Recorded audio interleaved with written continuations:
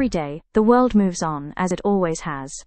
Cities wake up, work begins, and life feels familiar. But beneath that sense of normality, something is shifting. The climate is changing, and the systems we rely on, energy, food, water, cities, finance, are under pressure in ways we're only beginning to understand. These changes don't live in reports or projections, they are already shaping people, livelihoods and communities. We created the Climate Leadership Podcast so these challenges don't remain abstract or distant, but are explored through the people working inside these systems, making real decisions with real consequences, often without clear answers. This is not a space for fear, blame, or perfection. It's a space for honest conversations about what leadership looks like in a changing world.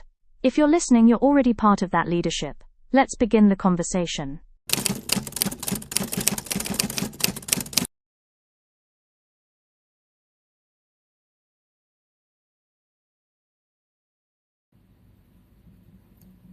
Welcome to another episode of the Climate Leadership Podcast, where we explore real systems, trade-offs, and leadership choices behind climate action. This podcast is about moving beyond high-level ambition and simplified narratives to understand how climate challenges are actually navigated in practice across business, policy, supply chains, and society. Today's episode focuses on climate resilience, a term that is widely used but often loosely defined. Rather than approaching it as a framework or checklist, we are exploring what resilience looks like when theory meets real-life constraints. My guest for today is Mr. Alan Hayes, whose work sits at the intersection of sustainability, commercial reality, and complex stakeholder systems, particularly within the food systems and agri-food supply chains. Alan brings experience spanning global supply chains, UK industry, and government perspectives, and on-the-ground commercial decision-making. In this conversation, we move beyond buzzwords to discuss how climate resilience is shaped by people, incentives, and trade-offs, what tends to break down between strategy and execution, and what actually works when organizations are forced to make decisions under uncertainty. Thank you, Alan, for joining me today, and it's really wonderful to have you with us. Thank you, Amber. It's indeed my pleasure and my privilege to be here with you today. Thank you. So as we start our conversation, I would request you to introduce yourself for our audience. Okay.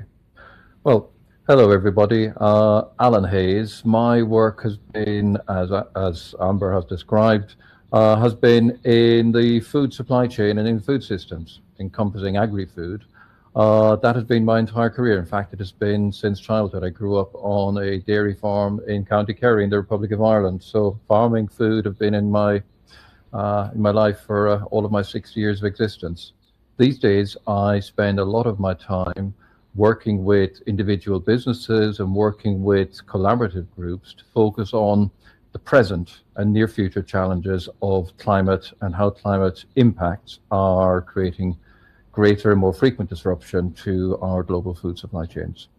Mm-hmm. Wonderful. So let's get started.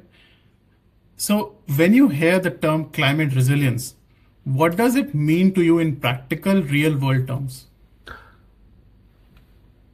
What I hear, Amber, is a powerful combination of two things. These two things are particularly relevant to the global food supply chains that I know so well. First of all, I hear resilience. Now, you mentioned earlier that climate resilience is often used and not very well defined. Let's start with resilience. Resilience, it's a very simple concept. It's the capability within our supply chains to continue to function when we're facing disruption. Yeah, it can be that simple. So resilience is the first thing I hear. Secondly, I hear climate, and more specifically climate change. It's the greatest disruptor we face across our supply chains. So climate and resilience together is potentially a hugely powerful combination. And this combination, it means that resilience can help us to work out how to deal with the disruptive impacts of climate change in our supply chains. That's why the two come together. Okay. So where do you think the conversation around climate resilience gets oversimplified or overly idealistic? Well, the starting point for me here, Amber, is that while you mentioned that climate resilience is used quite widely, it's not used very much within individual businesses, and certainly within business management conversations, how we're running our businesses day to day. So the overall approach to start with is one of simplification, because it's little used, and when it is used, it's not well understood. Mm-hmm. If we take the climate part of it, the climate part in many businesses gets overly simplified. When leadership teams think that, climate, that's a subset of the sustainability strategy or the net zero targets. We have those, and we've got a team over there who are responsible for dealing with that. So climate is sorted. Mm-hmm. Resilience is simplified or oversimplified when it's regarded as something that procurement do and something that the operations team need to sort out when they're delivering on customer service and availability. So the status quo is one of simplification around climate resilience within business. And where it tends to get idealistic then is, as has been happening recently, industry conferences such as the Oxford Farming Conference or upcoming Sustainable Foods 2026, they showcase resilience as a major theme. An enlightened senior manager goes to these events, comes back with them insights, and somebody somewhere thinks, well, that's job done. We've gone and heard something about resilience, and that's it. Nothing changes, no practices, no processes, no systemic approach to understanding resilience happens within a business. So simplification is the starting point, definitely, and the idealism is beginning to kick in because people are talking about it and nothing more. Right. So like you mentioned that we segregate the term climate resilience, put it to different departments of a business, and then think our job is done. Yeah. So there is no concrete long-term strategy on a business level thinking about this term as climate resilience. There is very little of that. Something I will come on to in due course is the work of a group of anonymous senior managers within the UK food industry, Inside Track X, they were called. Now, they're anonymous. They've been verified by very respected media and independent stakeholders. And in 2025, they published what was called the Bombshell Memo, which called out the complete lack of planning and awareness and the complete almost denial of the potential impact of climate on food supply chains across the entirety of food retail, food supply, food manufacturing, agriculture. I'll come on to that in due course. That is absolutely where we are. Okay, perfect. So, Alan, in your experience, what tends to break down when climate strategies move from planning into execution? Yeah, there are three key issues here, Amber. These are the major trip hazards which we encounter when strategy moves towards execution. And the three issues are those of change, misdirection, and ownership. I'll just explore each of those briefly, if I may. In terms of change, the roadmaps that underpin a typical climate strategy within an organization, they require the business to do things differently in the future. That's really transformation. It's significant change at any scale. And if you talk to your colleagues on management or the MBA courses, change and transformation is a huge undertaking. Yes. So we're expecting businesses to change, and we know change is messy and unpredictable. Organizations tend not to be good at it. But where climate strategies therefore fail from a change point of view is that they set off without any underpinning change or transformation program to actually embed the future changes that are required if the business is going to deliver on that climate strategy. So change is the starting point. Okay. Misdirection is a second trip hazard, as I mentioned. We take an example in food, and the misdirection piece is typified by the what we can do mindset, as opposed to what the strategy requires. In food, typically 85% of emissions are scope 3, and they're determined by the portfolio of food that a company chooses to make or to sell. However, when it comes to implementing some action in response to a climate strategy and a scope 3 reduction target, instead of doing what is required, which is addressing portfolio-related issues, what we can do is push it down the supply chain, give it to procurement, give it to suppliers to sort out. Suppliers in food have got some responsibility, They have little incentive, however. So what we can do here of pushing it down to suppliers and through procurement is a misdirection of the climate strategy itself in terms of its focus on reducing Scope 3 emissions. And then there's the whole ownership piece. Typically the sustainability team, or might be called ESG or responsible business or similar terms, they usually have ownership of the climate strategy and the targets. They have no direct access to the key levers. Those levers sit in procurement and engineering and operations of finance and technical and product development and marketing. And with the best will in the world as a sustainability leader in an organization like that, with as much emotional intelligence and stakeholder engagement skills as I can possibly muster, when I go to try and get access to some of those levers and collaborate with people, the mindsets that are typically encountered are often hugely difficult in terms of trying to convey ownership. You get into, it's not my job. It's definitely not in my objectives. Ooh, that's hard. I think we need to wait for the supporting policy changes before we start to do anything on this. These are the mindsets which are about complete lack of ownership. So change, misdirection, and ownership are the big issues. Right. So, Alan, like you just said, that sometimes we wait for a new policy to kick in. So we want that new policy change from the government level, and we are waiting for that, but we are not doing anything at our business level.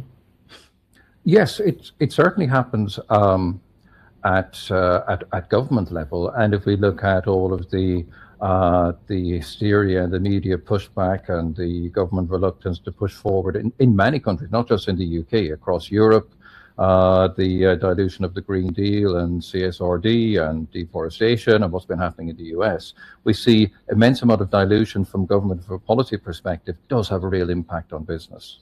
Yeah. Within individual businesses, though, I've come across what we might call the chief anti-sustainability officer, who will say, yeah, great, we've got a strategy, but I'm waiting for the policy change which allows me or enables me to do things differently. Otherwise, I'm not doing anything differently. So internal policy and process and structure can be as much of a barrier as lack of policy or lack of policy coherence and incentive from that government and regulatory level. Okay, and the government is waiting that if businesses start to shift, then we will make a policy. Inevitably, there is this hope that voluntary movement by a given industry will make faster progress than a one-size-fits-all regulatory approach. That's perhaps one of the many fallacies within our modern, more liberal economies, because what that does is create an immense amount of space for powerful lobbying to maintain a status quo, or as we've seen in Europe over the last 12 months, to push for deregulation in the guise of increased competitiveness. And what it leads to is complete dilution of what the EU and what many institutions stood for from a climate perspective. True, right. So, Alan, how important are people, incentives, and organizational culture in determining whether resilience efforts succeed or fail? They are fundamental. People, incentives, and culture, they're fundamental, Amber. For resilience, they're fundamental within certain constraints, though. As I mentioned earlier, climate strategies will always fail to make any significant progress without an underpinning change program. That's particularly true of resilience. Now, if we actually go through a resilience planning exercise within an organization, remember, resilience is about developing the capability to continue to function across our supply chain when we face disruption. So resilience planning, and when we come to need to implement it, we do require specific functions, specific teams to work differently. Those teams might be in supply chain, in sales and operational planning, in commercial, in procurement, in technical, in product development. So we don't need the whole organization, but we do need very specific functions to do very specific things differently depending on the magnitude of the impact of disruption. Because the resilience planning and an appropriate response to disruption can vary from efficiency improvements, rationalizing the range of products and SKUs, raw material substitution, diversifying suppliers, production caps, a when it's gone approach, or supplier incentivization. So very specific things that specific functions and groups then can come together to do. So yes, they're fundamental, people, incentives, and culture, with within those constraints of it being specific functions that need to deliver resilience. Right. I think I'm thinking of it as a net, an organizational structure which combines these three pillars to deliver long-term sustainability. It's yes, the concept of a net is absolutely right.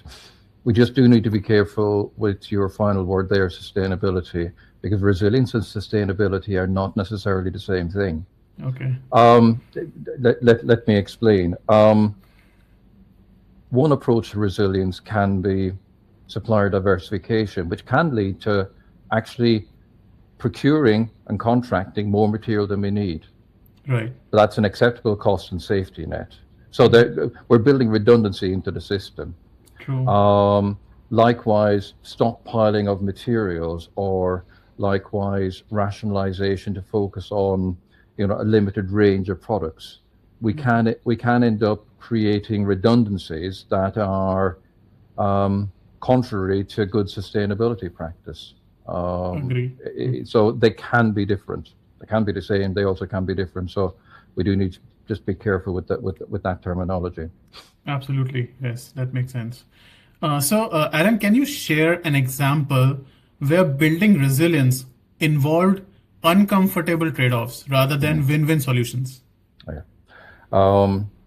Uncomfortable trade-offs abounded during the COVID pandemic and the lockdowns and the various practices that we saw across the food supply chain.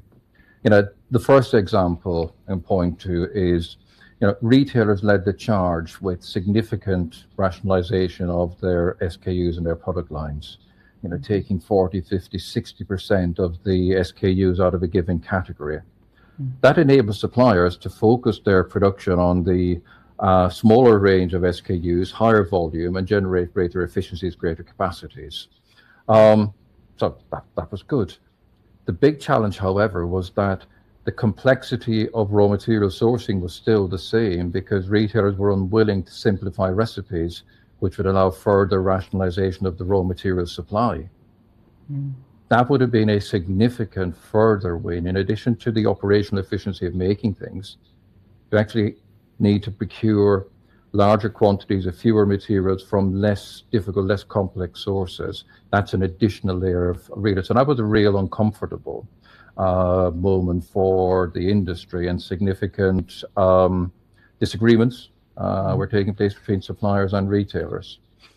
A second area which cropped up during COVID as well was the whole area of packaging. In parallel with all of the physical retail lockdown and restrictions, huge rise in online retailing. Yes. So packaging suppliers, on the one hand, their major retail-facing customers were reducing demand and making very unreasonable sort of requests and demands of them. On the other hand, they've got this tremendous rise in demand for packaging for online retailing and home delivery. And what that led to, and I've heard this from several food manufacturers in recent years, they gave our packaging to the online retailer. So post-lockdown, as suppliers are looking to come back to the pre-COVID sort of status quo, many of their suppliers have moved on and they've established much bigger, more profitable, more stable business with major online retailing outlets, and they were staying there. So again, this uncomfortable trade-off sort of ripples throughout an awful lot of the COVID lockdown activities that we saw, Amber. Right. But Alan, COVID was a once in a generation event, right? That doesn't happen every decade or it was once in 100-year event. So if we take that as a reference, then we have to wait for the next event to happen. In one sense, yes. However, I could suggest, Amber, that there are a lot of similar disruptions which occur and which don't make it into the public domain. These are the things that I've been privy to in a nice sense over the years. Whether it is the contamination of Sudan red dye in color, or whether it is the potential for bird flu or the potential for swine fever, and the ban for the last 6 months on the import of various cheeses from the EU into the UK. There are disruptions going on where beneath the surface, SKU rationalization and supplier diversification is continually happening.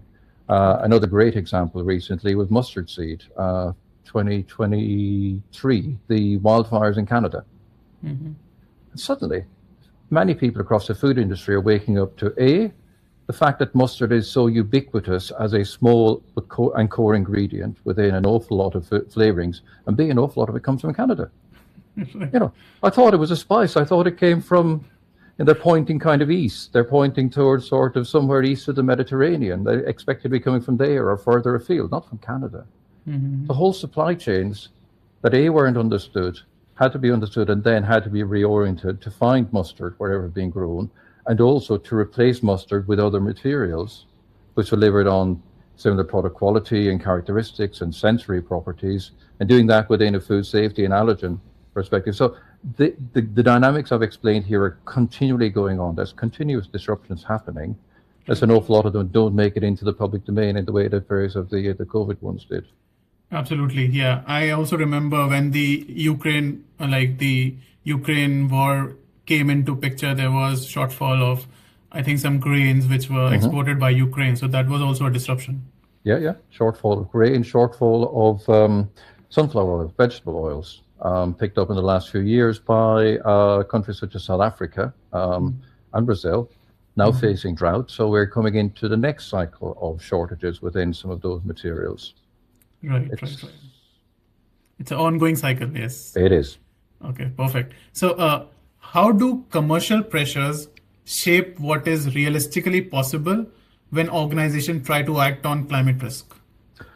That's significant is a short answer, but let me elaborate a little bit. Again, staying with the sector I know so well and you know so well, food supply chains operate within very specific commercial pressures. They're focused on returns, they're focused on affordability, they're focused on behavioral competition, especially in the UK and in the EU. That's the nature of food supply and retail. In addition, food price inflation and broader economic pressures all form part of that. So there's a specific commercial pressures of a given supply customer relationship and a supply chain. There's the broader macroeconomic and societal pressures, and they place a huge constraint on what's possible, especially if we look at the idea of meaningful action as opposed to what we can do, something I touched on earlier on. What it means, to give a couple of examples, Amber, lower impact food rarely makes it to the shelf, lower climate impact food, that is. There'll be concerns about shopper appeal. There'll also be the fact, that's going to be niche and small volume, so it's going to have to be more expensive than its conventional counterpart. So are we going to be able to command a higher price point? So straight away, you're making it small volume, more expensive. Even if it does get to shelf, it rarely will be successful for those reasons, because you and I shoppers will hardly see it, and it's going to be price uncompetitive. Conversely, though, and just to illustrate the point, successful food businesses where they are delivering lower climate impact foods, there are several examples. To give you three: the Bold Bean Company, as you'd find in UK retail, Hodmedod and Pulses and Beans, again in UK retail, and Wild Farmed. They bring value to their categories, typically because they are bringing higher price points into a previously commoditized category in retail. And therefore, they're going to increase the average spend and they're going to attract some new customers. So success with lower climate impact foods means you have to have a compelling commercial appeal.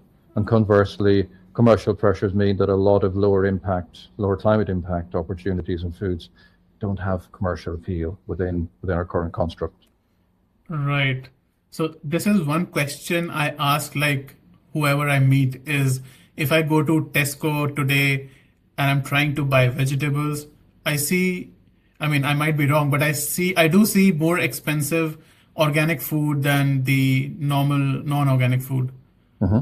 So do you think it is because of what can be some of the reasons, and how can we bring them to the same price point? Price parity. Yeah, that's a really fascinating question. foods such as organic and foods such as some of those lower impact foods that I've mentioned, they tend to be very nice, profitable niches for retail and perhaps for some of their supply chain. So yes, reaching price parity between conventional and organic vegetables, as an example, perfectly feasible. It does require either the retailer to take a significantly reduced margin or the supplier to take a significantly lower price, or both. And again, the commercial pressures issue we were talking about a few minutes ago.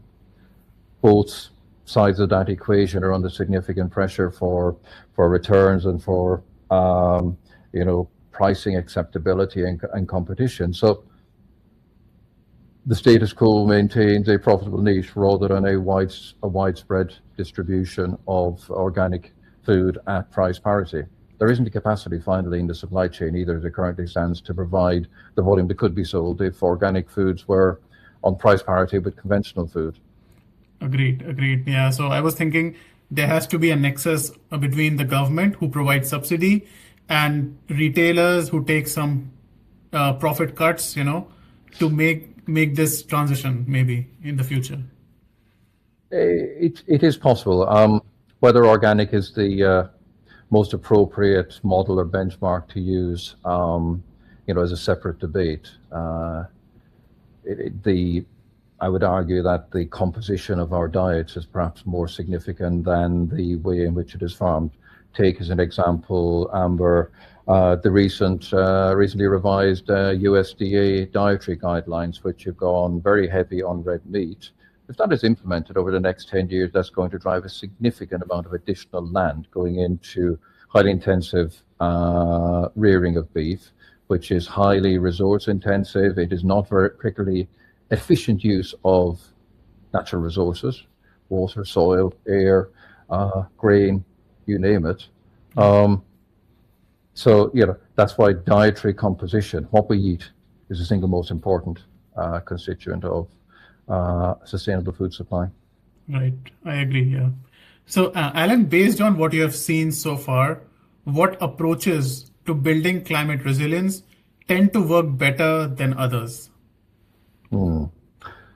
Okay, I'll take this in two parts, within organizations and then at an industry level, Amber, if I may. Now, within organizations, what does work is a collaborative and a multifunctional approach. Conversely, what doesn't work is a single resilience leader, a supply chain or a procurement sort of lead who is going to do it all.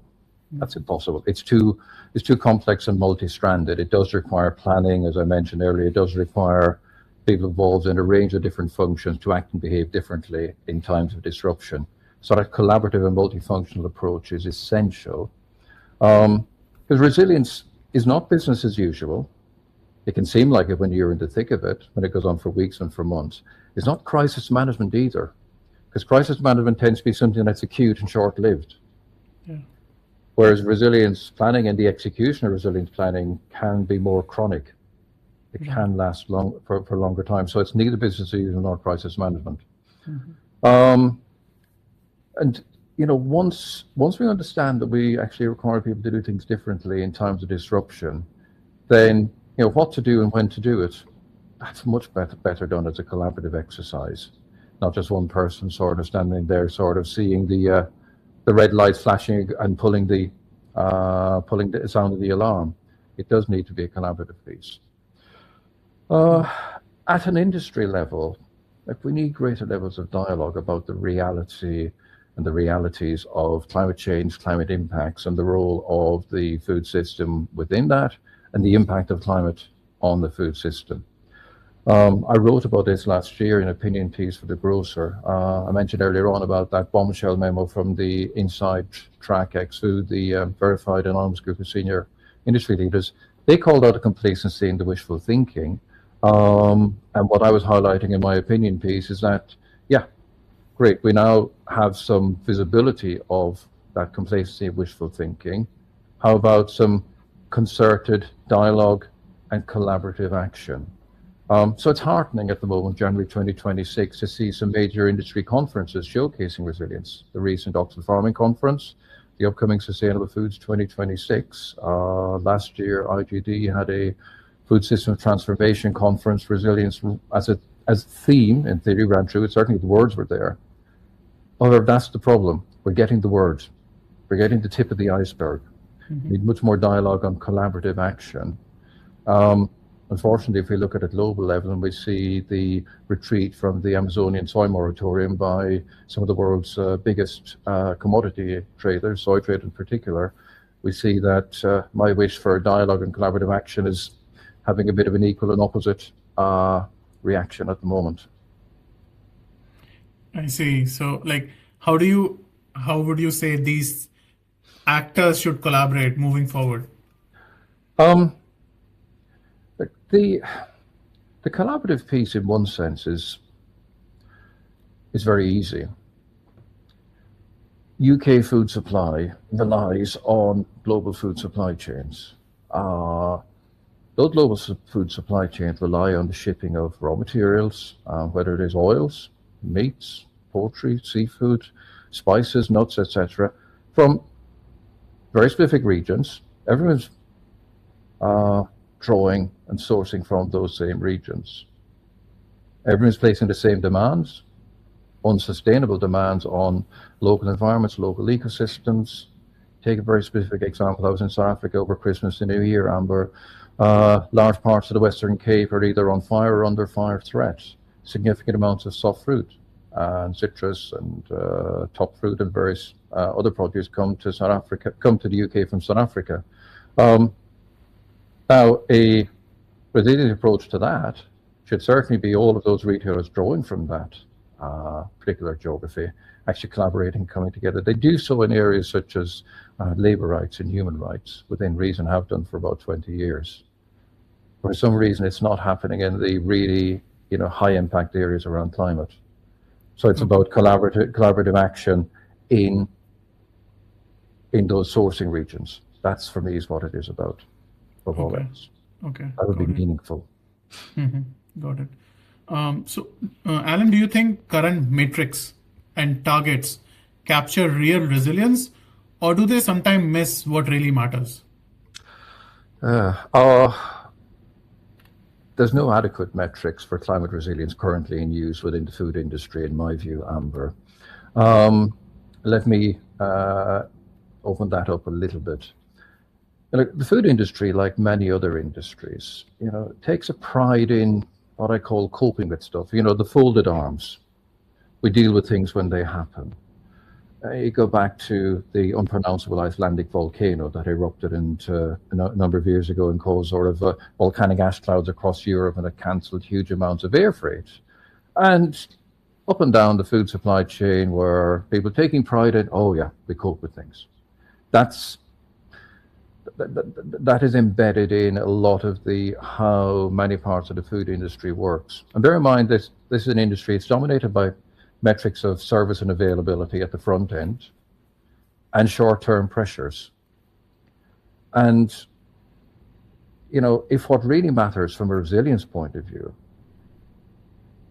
is how do we manage the next time we're faced with disruption, whether it's wildfires in South Africa or Chile or Australia, whether it's drought in the UK or in Spain, or whether it is mega typhoons in the Philippines and the rest of Southeast Asia.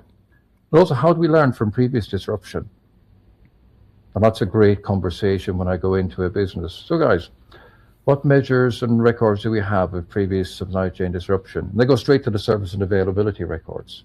Okay, that's outbound. What about inbound to the business? What about your supply? Oh, well, we have some production records which indicate we must have had some problems because we had to make this product in lots of small runs.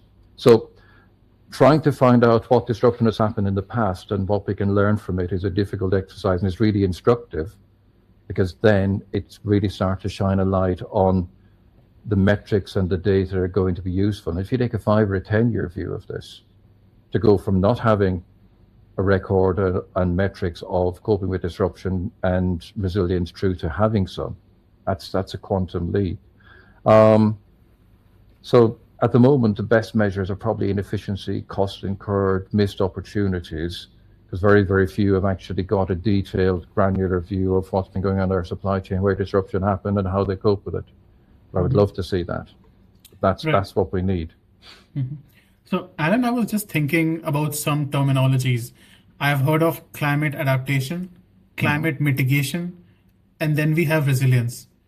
So, in your thinking, in your thoughts, or your experience, how would you define adaptation, mitigation, and resilience? Yeah.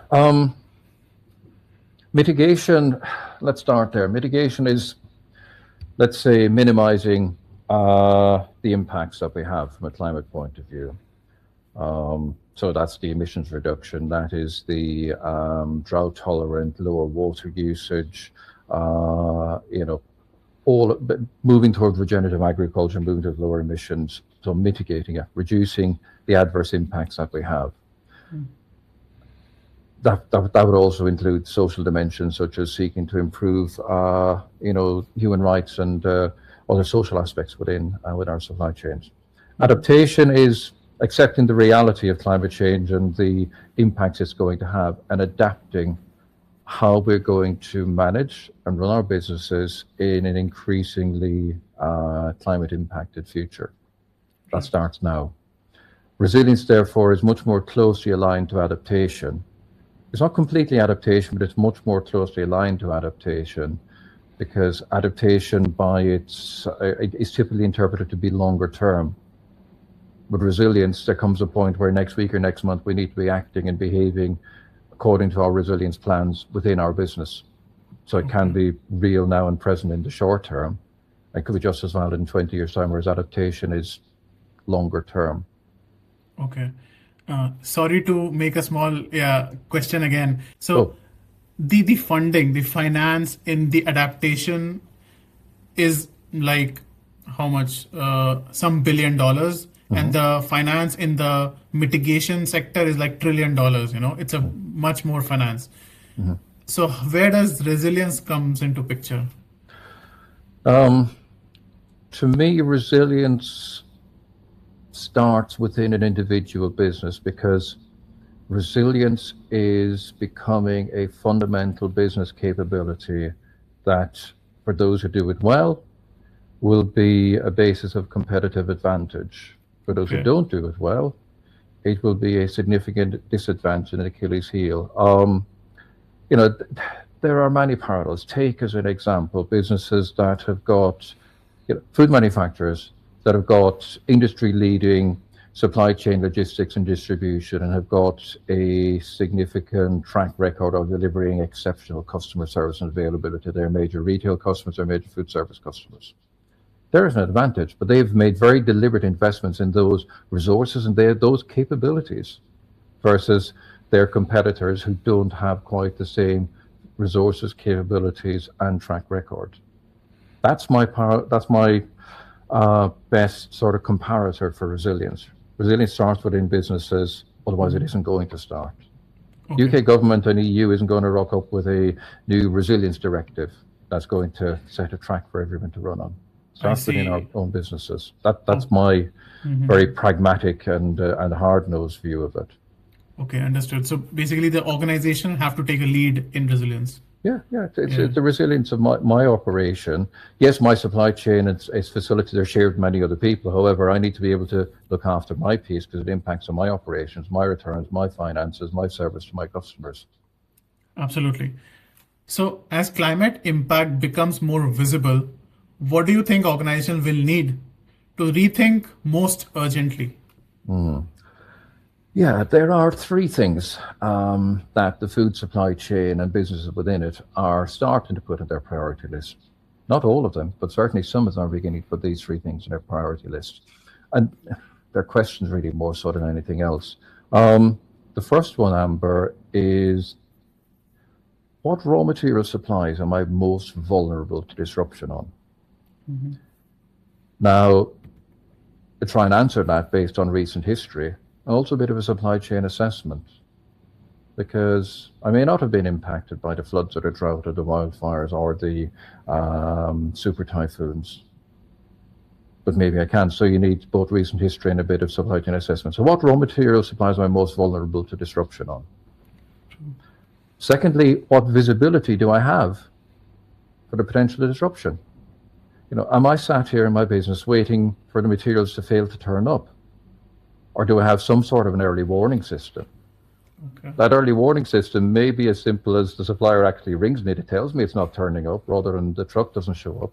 Or it may be more sophisticated, sort of forward-looking risk monitoring, whether geopolitics, political, economic monitoring and analysis. But what visibility is the second one. And the third one then is, what strategies do I need to develop so that I'm better prepared? And the typical range of strategies cover supplier diversification for some of those materials I'm most vulnerable to. Material substitution. So if I can't get it, what do I do? Stop manufacturing, or do I quickly change into alternative formulation? Right, we got to do that now. Let's get that approved and sorted out so we can do it quickly. Maybe I need to carry some different packaging and labeling, but let's get that sorted out. Maybe there's a bit of range rationalization to do in conjunction with my customer. Maybe there's a stock allocation exercise. I'm going to get 60 or 70% of what I need. And maybe ultimately there's a complete product reformulation required. So what strategies do I need to develop in response to what raw material supplies am I most vulnerable to, and what visibility do I have? Right. Yeah, that is, I think, very important for organizations because they might go out of business. Well, it has happened. It will happen again. Yeah, true. So, Alan, finally, for our listeners who are trying to make sense of climate resilience in their own work, what mindset or principle would you encourage them to adopt? Okay. Two remarks, and I'll come to my principle then. The first remark is that the era of climate disruption to our supply chains is here. It's not in the future. Back in 2015, when I first started to do some significant work on resilience, it was reasonable, Amber, to say, yeah, in the future, climate resilience will be an issue and climate impacts will be an issue. The era of climate disruption to our supply chains is here, present, now. The associated disruption is going to increase in frequency and severity. This is where a lot of people need to put down their the media they read and consume and their slightly sort of climate denying tendencies, it won't happen, etc., and just look at the numbers, look at the fact, look at the risk assessments. The associated disruption from climate will increase in frequency and severity. And it's against that background that my principle that I would advocate people take away from today above all else is that supply chain resilience, it's an essential competitive capability for the future. Because this is the context we're in. We either develop our supply chain resilience so that we are competitive as businesses or organizations, whatever our competitive context is. Our competitive context may simply be one of being here for the audiences and stakeholder groups that we serve. But supply chain resilience is an essential competitive capability from now going forward. Okay, great. Thank you, Alan, for such an open and grounded conversation. This discussion is a reminder that climate leadership and resilience aren't about perfect strategies or ideal outcomes. They are about navigating complexity, balancing competing pressure, and making informed decisions in imperfect conditions. For our listeners, climate resilience is not a standalone concept. It sits across food systems, supply chains, commercial realities, policy environment, and human behavior. Understanding how these pieces interact is essential if we are to respond meaningfully to a climate-impacted world. Thank you again for joining us on the Climate Leadership Podcast. We'll be back soon with more conversations. Until then, take care and have a nice day. Bye-bye.